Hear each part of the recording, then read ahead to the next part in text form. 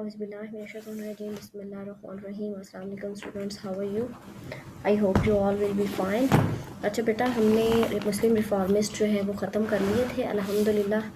और उसके बाद आज जो हमारा नेक्स्ट लेक्चर है वो है आइडियालॉजी ऑफ पाकिस्तान पे।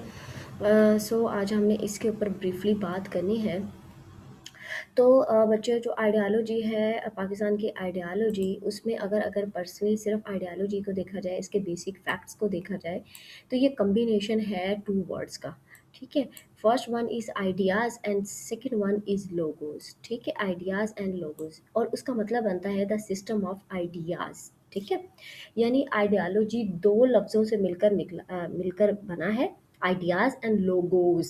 जैसे जो मैंने आप लोगों को ऐसे करवाया था डेमोक्रेसी का, तो मैंने बताया था कि जो डेमोक्रेसी है वो टू वर्ड्स, लैटिन वर्ड्स का कम्बिनेशन है, डिमोस एंड क्रेटोस। सेम इसी तरह से जो आइडियालॉजी है वो भी दो वर्ड्स का कम्बिनेशन है, ideas and logos, like the system of ideas. ठीक है, अच्छा, अब इसने जो पॉपुलैरिटी ली थी, यानी जो वर्ड आइडियोलॉजी है उसने जो पॉपुलैरिटी ली थी वो ली थी after the publication of Karl Marx books the German ideology. अब इसका मतलब ये नहीं है कि इससे पहले वर्ड आइडियोलॉजी यूज़ नहीं हुआ था। वर्ड आइडियोलॉजी यूज़ हुआ था, फ्रेंच रेवोल्यूशन के दौरान भी यूज़ हुआ था। जो है वो डिफरेंट बहुत सारे ऐसे मौक़ों पर यूज़ हुआ था, बट इसको जो पॉपुलैरिटी मिली थी, जो ऊपर मैंने लिखा है गेन पॉपुलैरिटी, पॉपुलैरिटी जो इसको मिली थी वो कार्ल मार्क्स की बुक द जर्मन आइडियोलॉजी में मिली थी, जिसमें जो कार्ल मार्क्स है उसने कहा था कि ideology is a science of ideas with A mission. ठीक है, it is a science of ideas with A mission, ये आप कोट कर सकते हो। अच्छा, अब क्वेश्चन ये चीज़ है बच्चे कि ठीक है, आइडियोलॉजी का हमें पता चल गया कि आइडियोलॉजी क्या चीज़ होती है, ये किन चीज़ों का कम्बिनेशन है। बट बच्चे, जो एग्जामिनर है वो कभी भी आइडियोलॉजी की हिस्ट्री नहीं पूछता कि किस तरह से एवेल्यूएशन हुई इसकी, किस तरह से ये इमर्ज हुई, इसके स्टेप्स बताएं, कभी नहीं पूछता, बिकॉज ये आईआर का टॉपिक नहीं है, ये पाकिस्तान अफेयर का टॉपिक है। तो इसमें जो है वो एग्जामिनर पूछ लेता है कि आइडियोलॉजी इमर्ज कैसे होती है, किस तरह से आइडियोलॉजी आती है, आइडियोलॉजी बनती कैसे है।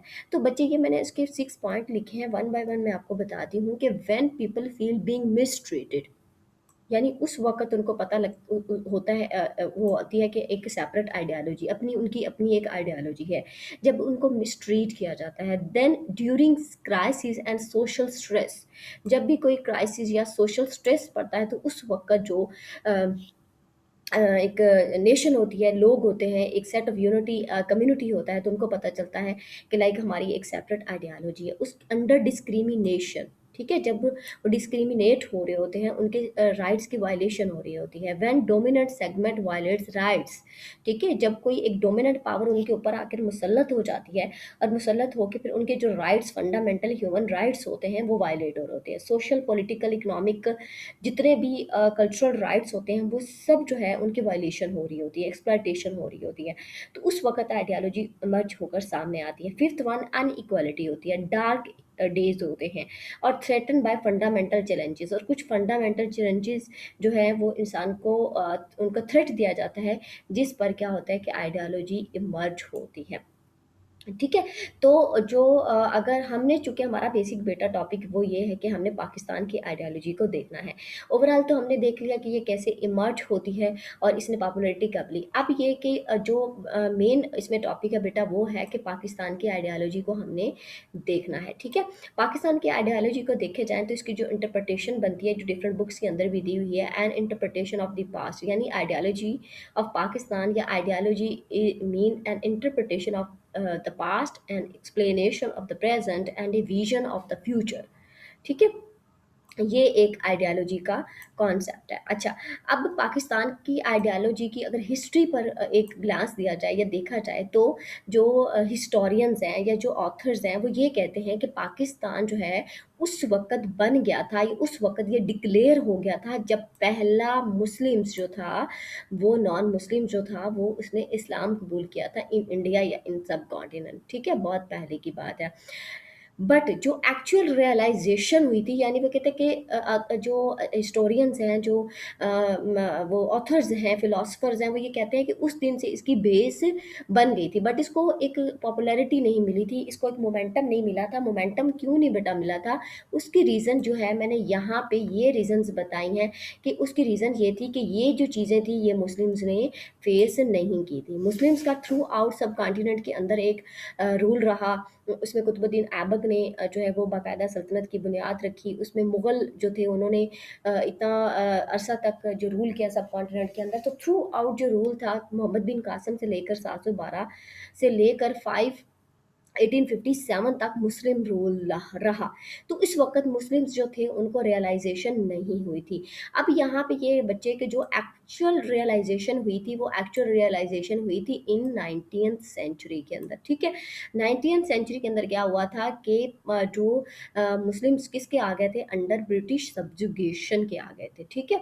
अब ब्रिटिश सब्जुगेशन, जब ब्रिटिश ने आकर सब कॉन्टिनेंट को अपनी कॉलोनी बनाया था, जैसे वो कॉलोनाइज़ेशंस कर रहे थे थ्रू आउट द वर्ल्ड, तो जब वो ब्रिटिश सब्जुगेशन के अंदर आए तो उस वक़्त उन्हें रियलाइज़ेशन हुई कि हम एक सेपरेट नेशन है। अब उस वक़्त क्या हुआ, बच्चे के 2 स्कूल ऑफ थॉट थे, one was the Islamist and उलमा, and the second was the modernist school of thought. अब जो उलमा एंड जो इस्लामिस्ट स्कूल ऑफ थॉट था, उन्होंने तो सीधे-सीधे ये किया कि declared India as a Darul herb. Darul herb का मतलब है होम ऑफ वॉर, जहाँ पे अमन नहीं है, जहाँ पे पीस नहीं है, जहाँ पे जो माइनॉरिटी है उनको डिप्राइव किया जाता है, जहाँ पे एक सेपरेट, एक आइडेंटिफाई, एक नेशन रहती है जिसको जो है वो एक्सप्लॉइट किया जाता है। दूसरी तरफ जो मॉडर्निस्ट थे वो इस चीज़ को अनदर पर्सपेक्टिव में देखते थे, वो ये चाहते थे कि एक टेरिटरियल स्टेट बना दी जाए डिस्पाइट इस्लामिक आइडियालॉजी, ठीक है? कि इस्लामिक आइडियालॉजी को बूस्ट देने की बजाय एक टेरिटरियल स्टेट जो है वो इस्टेब्लिश कर दी जाए अंडर सब कॉन्टिनेंट, जबकि ऐसा होना पॉसिबल नहीं था बिकॉज़ मुस्लिम जो थे वो एक सेपरेट नेशन थे। अच्छा, अब का क्या हुआ कि जो पाकिस्तान की आइडियोलॉजी थी वो उसने इस्लाम से अपनी रूट्स ली, ठीक है? क्योंकि मुस्लिम्स थे, मेजॉरिटी में वहाँ पे हिंदुओं से भी ज़्यादा थे। तो वहाँ से जो मोमेंटम मिला, जो उन्होंने एक रूट्स पकड़ी आइडियोलॉजी ने, वो इस्लाम से पकड़ी, ठीक है? अब इस्लाम मुस्लिम जो क्या थे, उनका एक सेपरेट, वो एक सेपरेट नेशन थे, एक कौम थी, उनका अपना एक कल्चर था, उनकी सिविलाइज़ेशन थी, उनके कस्टम्स थे, उनका literature, religion, value, different way of life, believes different थे, ठीक है? अच्छा, अब पाकिस्तान की जो ideology is based on the ideals of Islamic system. ये जो डिफरेंट बनाती है बाकी जो कंट्रीज़ की आइडियोलॉजीज़ हैं उनसे, और जो पाकिस्तान की आइडियोलॉजी है उससे। और पाकिस्तान की आइडियोलॉजी का एक स्लोगन है कि पाकिस्तान का मतलब क्या, ला इलाहा इल्लल्लाह मुहम्मद, ला इलाहा इल्लल्लाह, ठीक है? तो ये पाकिस्तान का मतलब है, तो उसमें जो है वो इस्लामिक सिस्टम पे ऊपर या इस्लाम के ऊपर बेस करी है पाकिस्तान की आइडियोलॉजी। एंड ये दूसरा ये चीज़ था कि ये एक रिएक्शन था to the Hindu and British exploitation of the Muslims in subcontinent. जिस तरह से मैंने यहाँ पे आप लोगों को बेटा बताया कि जो ब्रिटिश तो सब्जुगेट हो ही गए थे, ठीक है? लेकिन फिर उनके साथ हिंदुओं ने मिलके क्या किया, मुस्लिम्स को एक्सप्लॉइट करना शुरू कर दिया। जब मुस्लिम्स जो थे वो बच्चे एक्सप्लॉइट हुए सब कॉन्टिनेंट के अंदर, तो तब उन्हें रियलाइजेशन हुई कि वो एक सेपरेट कौम है, वो एक सेपरेट नेशन है, उनका एक सेपरेट वजूद है, सेपरेट आइडेंटिटी है, जो कि किसी भी सूरत हिंदुओं के अंदर या ब्रिटिश के अंदर मर्ज नहीं हो सकते। They need a separate homeland, they need a separate nation.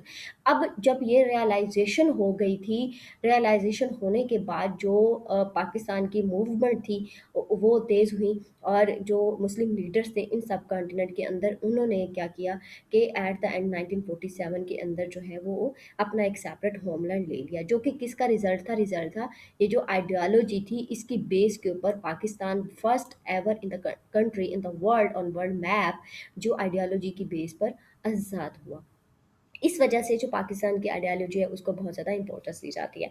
अच्छा, यहाँ पे बच्चे एक और चीज़ भी मैंने आपको बतानी है, और वो ये चीज़ है कि एग्ज़ामिनर अक्सर पूछ लेता है कि what is the difference between two nation theory and ideology of Pakistan, ठीक है? इसके अंदर डिफरेंस एग्ज़ामिनर पूछ लेता है। अब बच्चे जो हैं वो बड़े कन्फ्यूज़ हो जाते हैं, उनको लगता है कि आखिर एग्ज़ामिनर डिफरेंस पूछ रहा है तो अंडरस्टूड है, इसमें कोई ना कोई डिफरेंस होगा, लेकिन इसमें कोई डिफरेंस नहीं है।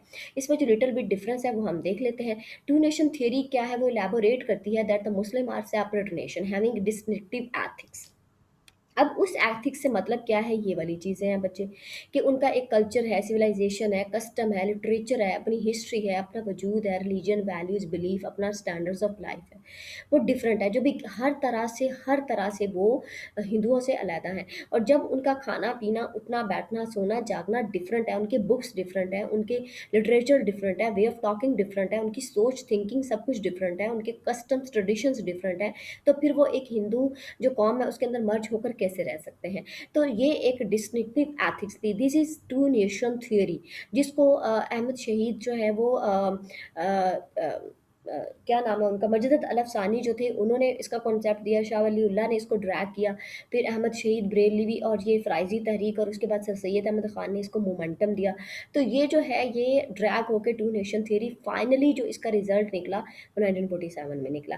लेकिन अब बात होती है आइडियोलॉजी ऑफ पाकिस्तान, ये किसके ऊपर करती है, ये बेस करती है ऑन टू नेशन थ्योरी, ये बेस करती है टू नेशन थ्योरी के ऊपर। यानी जो टू नेशन थ्योरी थी, वो two nation theory with the passage of time, जैसे जैसे टाइम गुजरा, वो इवॉल्व होगी किस में, इनटू आइडियोलॉजी ऑफ पाकिस्तान में। वो टू नेशन थ्योरी क्या बन गई, वो पाकिस्तान की आइडियोलॉजी बन गई।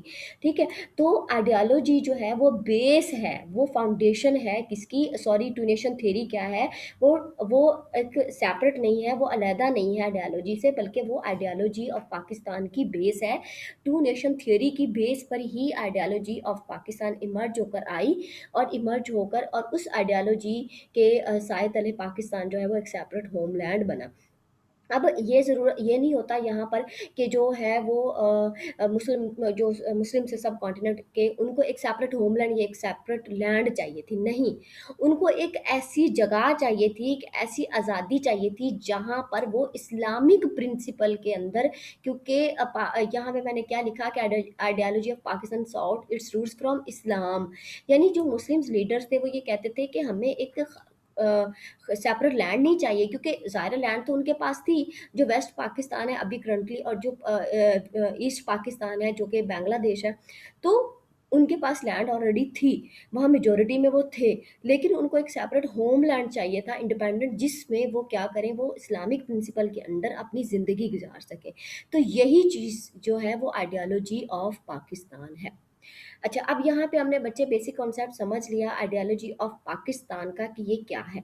लेकिन एग्जामिनर क्या पूछेगा, एग्जामिनर पूछेगा analysis of ideology under dynamic leaders Allama Iqbal and M A Jinnah. ठीक है, इन दोनों के जो पर्सपेक्टिव्स है जो आइडियोलॉजी को लेकर चले, हमने उनको देखना है। ठीक है, यहाँ ये पार्ट 1 है, पार्ट 2 के अंदर हम इलामा इकबाल एंड एम ए जना का जो पर्सपेक्टिव है वो देखते हैं। अपना ख्याल रखिएगा, स्टे ब्लेस्ड स्टूडेंट्स। बाबा बुल्ले शाह की पोइट्री की 4 लाइन्स हैं जो मुझे बहुत पसंद हैं। वेख बंदिया आसमाना कैसे था, वेख बंदिया आसमाना ते उड़दे पंछी, वेख ते सही की करदे ने, ना ओ करदे रिस्क ज़ख़ीरा, ना ओ भुखे मरदे ने। कदे किसे ने पक पखेरू भुखे मरदे वेखे ने, बंदे ही करदे रिस्क ज़ख़ीरा, बंदे ही भुखे मरदे ने। अपना ख्याल रखिएगा स्टूडेंट्स, और ख़ुद पर बिलीव रखिएगा, कामयाबी इंशाल्लाह आपके कदम चूमेगी। अल्लाह हाफ़िज़, स्टे ब्लेस्ड।